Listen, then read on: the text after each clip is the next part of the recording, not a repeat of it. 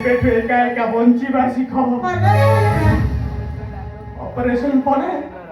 Operation পরে বলবো পুরুষত্বকে হারাই সারা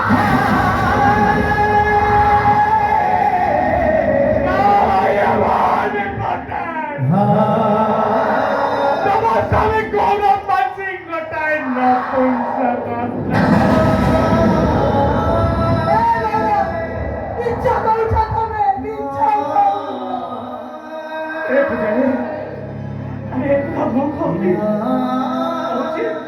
वो मेडिकल रिपोर्ट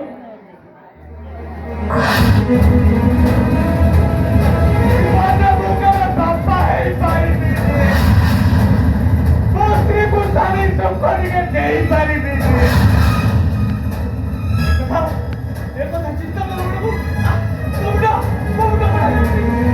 dari sini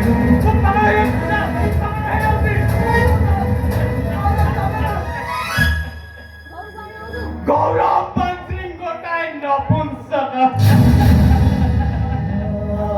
गौरव पंसिंग जान इम्पोर्टेंट ए गौरव सତରେ କଣ ତମେ ପାଗଳ ହେଇ ଯାଇଛ ତମେ ଯଦି ଏମିତି ହବ ମୁଁ ବଞ୍ଚିବି କେମିତି ଏ କଥା ଯଦି ଭାଇ ଜାଣନ୍ତି ତାଙ୍କ ଅବସ୍ଥା କଣ ହବ ଚିନ୍ତା କରି ପାରୁଛ ତ ବଞ୍ଚି ପାରିବେନି ଏ ବୁଝାଏ ତମକୁ ବାହାରି ହବ ତମେ ବଡ଼ ଭାଇ ବିଷୟରେ କିଛି କହିବନି କିଛି କହିବନି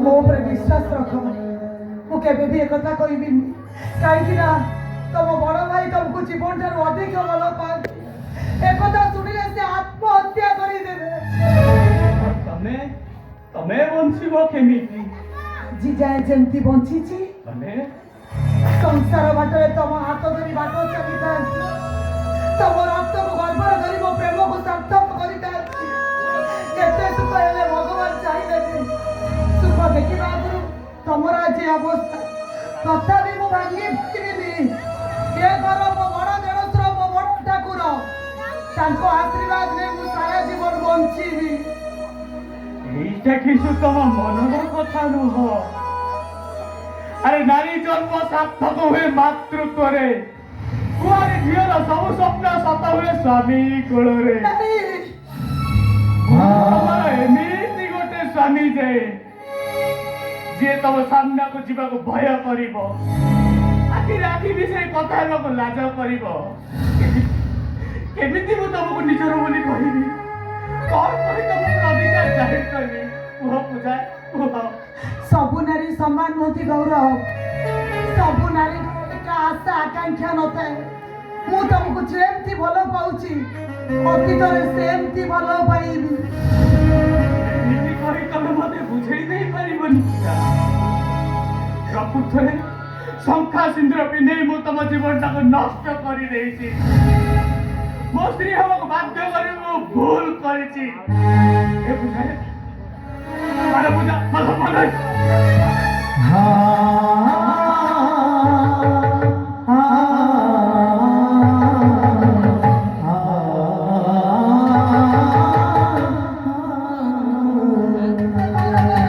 ତମେ ଟିକେ ଚୁପ ହେଇଯାଅ ସ୍ୱାମୀ ସୁଖ ମାତୃତ୍ୱ ମୋର କିଛି ଦରକାର ନାହିଁ ହେଲେ ତମ ଭଲ ପାଇବାରୁ ଏତିକି ଟିକିଏ ହେଲେ ବି ଉଡ଼ା କରିବନି ତାଙ୍କର ତମ ପୂଜାକୁ ସବୁଦିନ ପାଇଁ ହରେଇ ବସିବ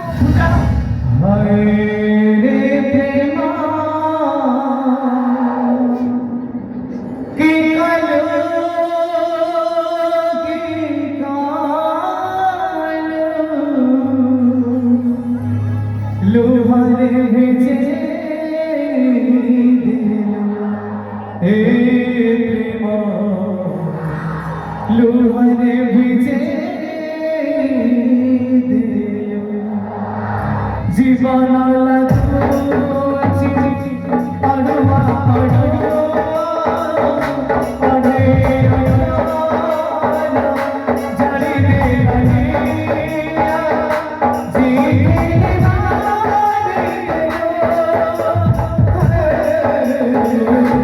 लुहारे ଓ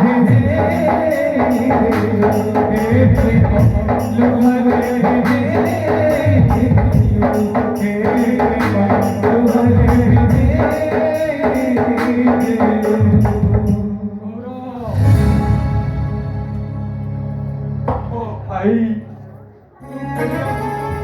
ସେଇଟା ମୋର ଯଥେଷ୍ଟ।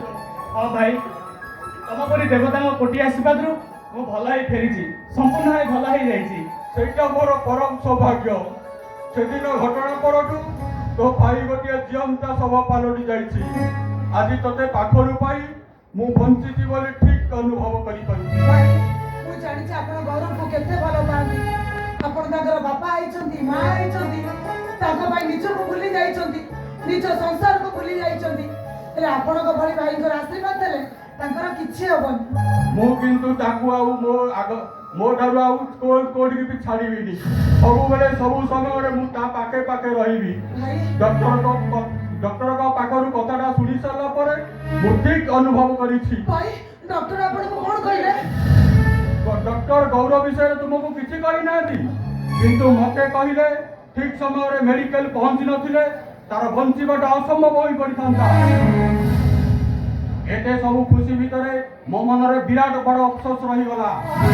ଧନ ସମ୍ପତ୍ତି ପାଇଛି, ଗୌରବ ପରି ସାନ ଭାଇ, ପୂଜା ପରି ସାନ ବୋହୂ, କିନ୍ତୁ ମୋ ମନରେ ଗୋଟିଏ ବ୍ୟାକୁଳ ହୋଇ ଉଠୁଛି। ସତ କୁହ, ତମେ ଦୁହେଁ ମୋ ମୁଣ୍ଡ ଛୁଇଁ ନିୟମ କରି କୁହ, ମୋ କଥା ରଖିବ?